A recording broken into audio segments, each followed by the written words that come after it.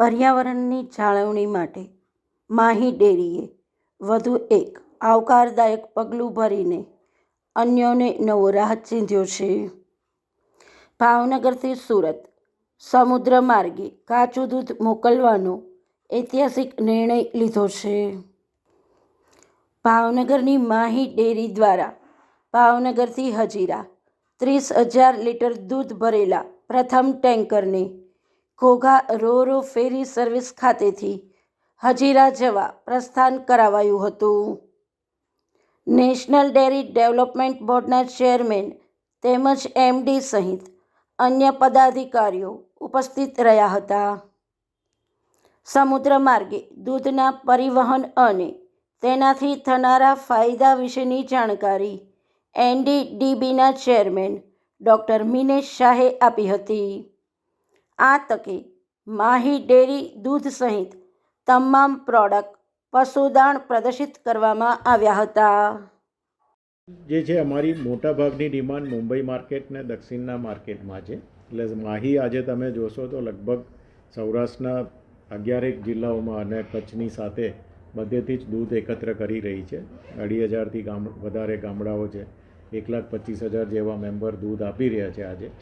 તો આટલા બધું દૂધનું માર્કેટ સૌરાષ્ટ્રમાં એટલા આપણી પાસે એવા મોટા માર્કેટ નથી ત્યાં વેચી શકાય. તો વધારાનું જે ખેડૂતોને અમારું કમિટમેન્ટ છે, જેટલું પણ દૂધ લાવે એટલું અમે ખરીદી લઈએ. તો એ દૂધ જો અહીંયા ના વેચાય તો બાકીનું બધું જ દૂધ માટે આપણે મોટા માર્કેટમાં જવું પડે. અમૂલની શરૂઆત બી એ જ રીતે થઈ હતી. મુંબઈ હતું એટલે આણંદ બન્યું અમૂલ. અમારા ડૉક્ટર કુરિયનનું આ એક એ મુખ્ય સ્ટ્રેટેજી પણ હતી કે જો માર્કેટ તમે નહીં કરી શકો તો તમે ખેડૂતોના દૂધને સારા પોષણક્ષમ ભાવ આપી નહીં શકો. એટલે માર્કેટ જ્યાં મોટું હોય ત્યાં તમારે દૂધને લઈ જવું પડે. એટલે ડિમાન્ડ કરતાં પણ વધારે અગત્યનું એ છે કે અહીંના ખેડૂતોનું અમે વધારેમાં વધારે દૂધ લઈએ. એમને જેટલી પણ આવક દૂધના વ્યવસાયથી થાય એ અમે પહોંચાડીએ, સારા પોષણક્ષમ ભાવ આપીએ અને પછી જ્યાં ડિમાન્ડ હોય ત્યાં. બોમ્બે ઘણું મોટું માર્કેટ છે. અહીંયાથી જેટલું બી દૂધ હોય એટલું બોમ્બે આ રૂટ દ્વારા લઈ જઈ શકે. ભવિષ્યમાં મેટ્રો સિટીમાં ડિમાન્ડ વધે તો સ્થાનિક લેવલે પણ દૂધના ગ્રાહકો વધુ ભાવ ચૂકવવા પડે એવું બની શકે?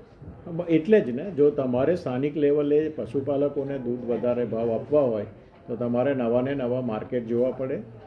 નવી વેલ્યુ એડેડ પ્રોડક્ટ્સ પણ કરવી પડે, જેનાથી તમે પશુપાલકોને કન્ઝ્યુમરના એટલે તમે જે ખર્ચો કરો છો કન્ઝ્યુમર તરીકે એનો સૌથી મેક્સિમમ ભાગ પશુપાલકને કેવી રીતે મળે એ માટે અમે પ્રયત્નશીલ છે.